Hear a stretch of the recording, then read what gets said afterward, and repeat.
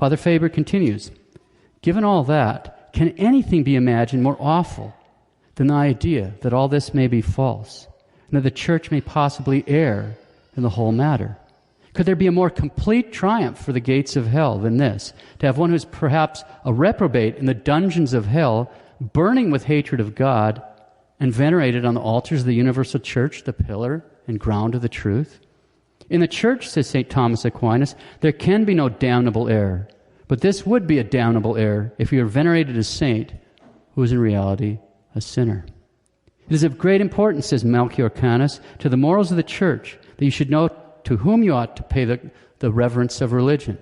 Wherefore, if the Church could err in these matters, it might make a grievous slip in morals. For there's very little difference between reverence to a devil and doing it to a damned person. Close quotes. Father Faber. Okay.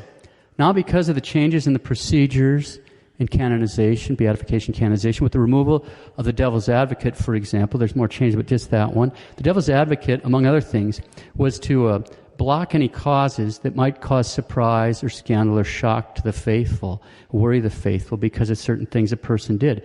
And so they would block things, for example, the Venerable Mary of Agreda, who had all kinds of miracles. I mean, as you know, she bilocated here in New Mexico 500 sometimes, all these miracles.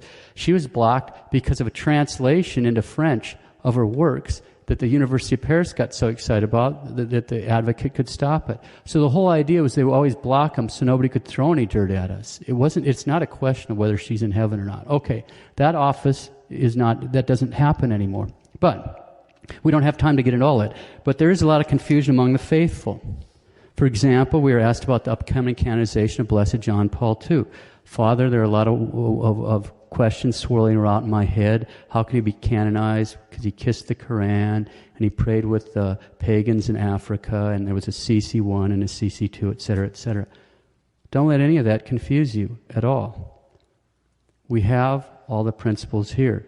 Grant all that and worse, just for the sake of the argument. And keeping in mind what we've already learned about the decree of canonization, that in canonization, the only fact that's infallibly determined is, number one, the person, the soul of the canonized saint, departed this life in the state of grace, and number two, he's now enjoying the beatific vision. Then just stand back and ask yourself, if I have reasonable hopes of becoming a saint, and I hope everyone here does, that should be why you're here, because that's the goal. The other option is not acceptable. If I have reasonable hopes of becoming a saint, if men on death row can be reasonably supposed to have gone straight to heaven, then why should I be the slightest bit amazed that Pope John Paul II is in heaven?